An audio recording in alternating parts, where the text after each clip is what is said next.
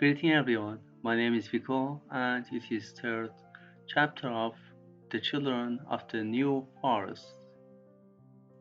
Edward goes visiting, and so the summer went by, and every day was busier than the one before. Humphrey caught two more cows, and they now had more pigs and chickens. Jacob took some of the new young chickens to Leamington to sell, and bought salt and oatmeal, pots for the kitchen, and a gun for Humphrey. King Charles was still in prison, and Cromwell's men went on killing their enemies and stealing the houses and land of the king's friends. Edward could not forget that he was a Beverley of Arnwood, and was often angry. "I want to be a soldier like our father," he told Humphrey. "I want to fight for the king, and tell the world that my name is Beverley." "If you do that, Cromwell's men will put you in prison," Humphrey said. "I know how you feel, Edward, but for now you must stay here with us. What will happen to our sisters if you leave? I can't do all the work, and poor Jacob is getting old and tired."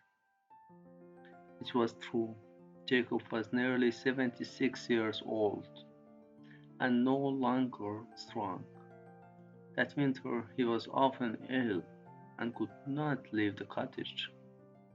Edward did most of the hunting. He was now very good at it, and knew the forest well. Early in 1649, Humphrey told Jacob that he needed another dog. "Smoker is a hunting dog," he said. "I need a dog to help me with all the farm animals." "A puppy will learn most easily," said Jacob. Oswald Partridge, a forester who lives on the other side of the forest, always has puppies, and he will give us one. But, Edward, you must go. I cannot ride that far. Tell Oswald that you are my grandson. He'll be a good friend to you. But remember, your name is Armitage." The next morning, Edward rode White Billy across the forest. He was happy to go out into the world again, but he knew he must be careful. After 2 hours, he arrived at some cottages and knocked on the first door. A girl, aged about 14, opened the door and told him that Oswald Partridge was out in the forest. "I must wait for him then," said Edward. "I've come to ask him for a puppy for my grandfather, Jacob Armitage." "Wait a minute," the girl said. She went inside and then came back. "You must come and speak to my father."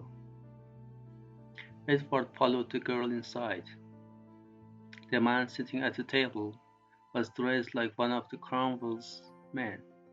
His tall hat lay on a chair with his sword underneath it.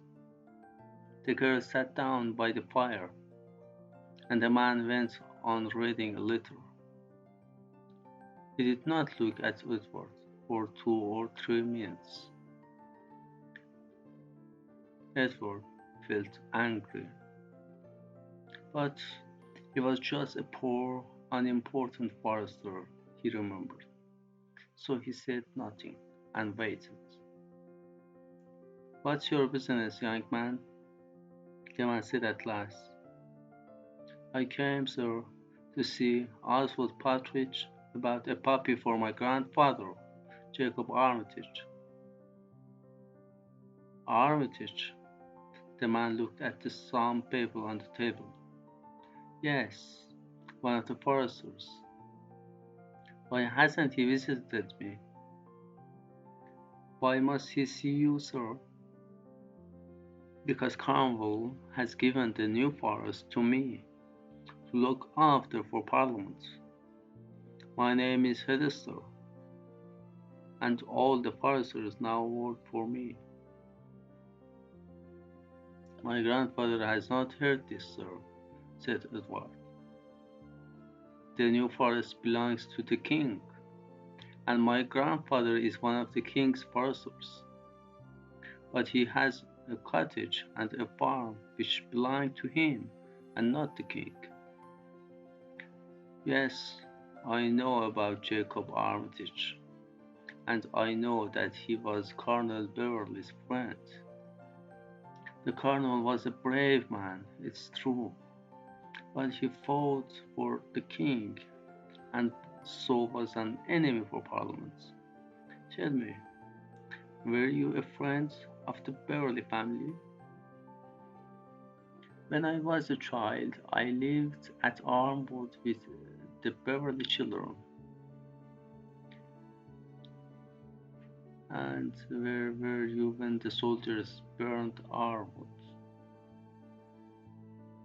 I was at my grandfather's cottage, replied Edward, his eyes wide with anger.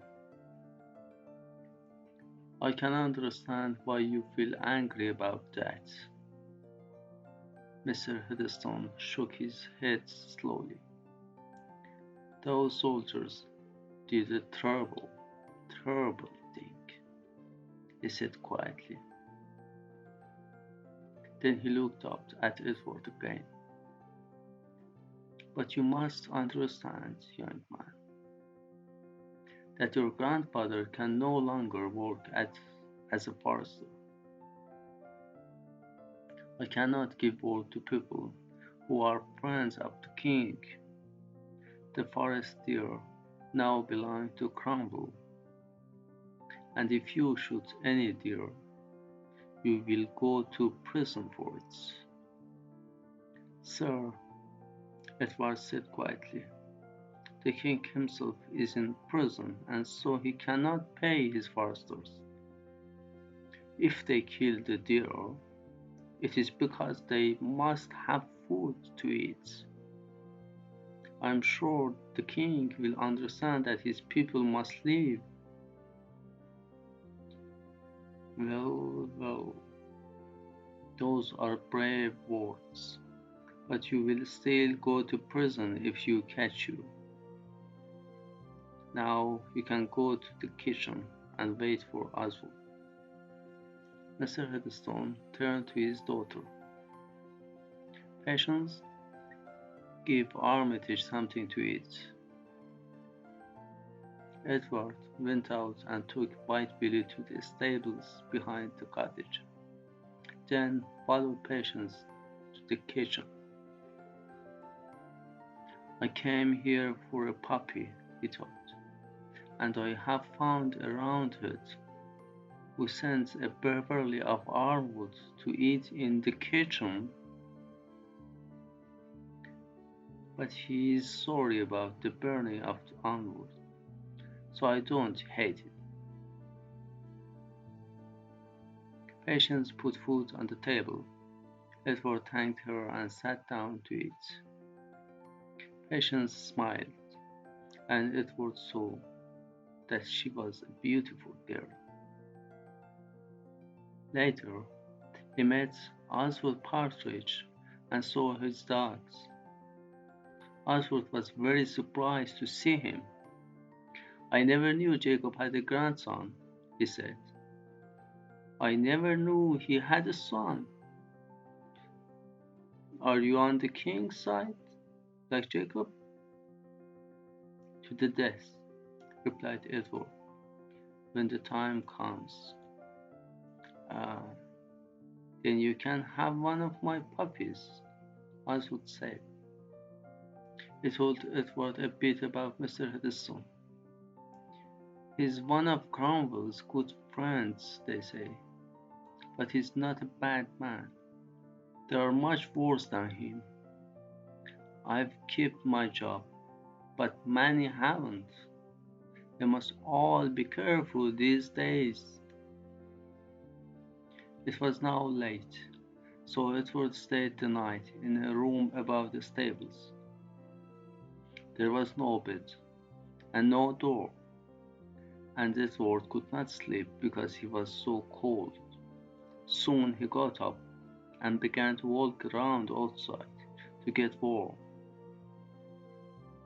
There was light upstairs at one of the windows of the Headstone's cottage, which was strangely bright.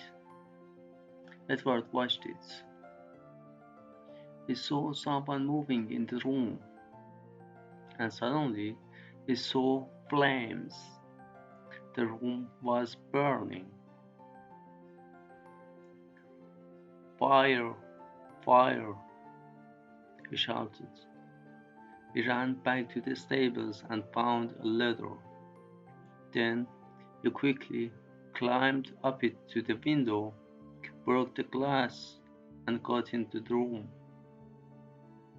There was smoke everywhere, and he fell over a body on the floor.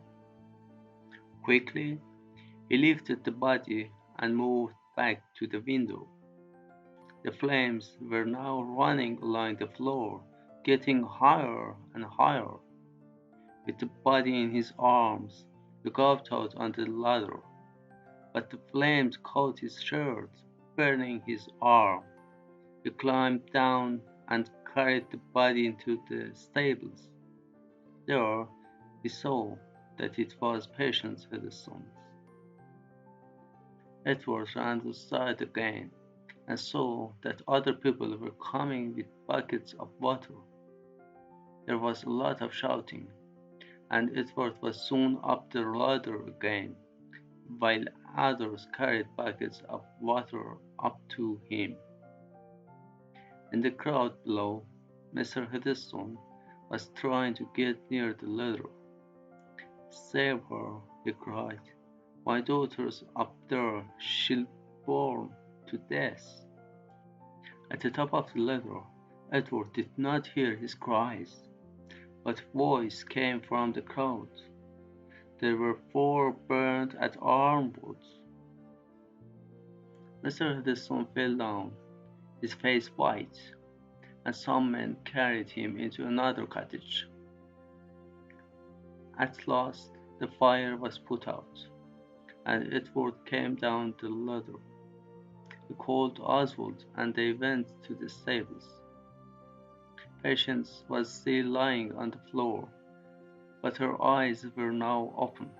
She was alive. They gave her some water and carried her to Oswald's cottage. Then Edward said quietly to Oswald, "I shall write home now at once. Come and visit Jacob soon if you can. He's not being well all this winter. But Mr. Huddleston will want to thank you for saving his daughter's life," said Oswald. "I don't want Mr. Huddleston's thanks. I want nothing from the king's enemy," said Edward. He rode home with Humphrey's puppy inside his cab. His arm was badly burnt, and it was a long time before it was better.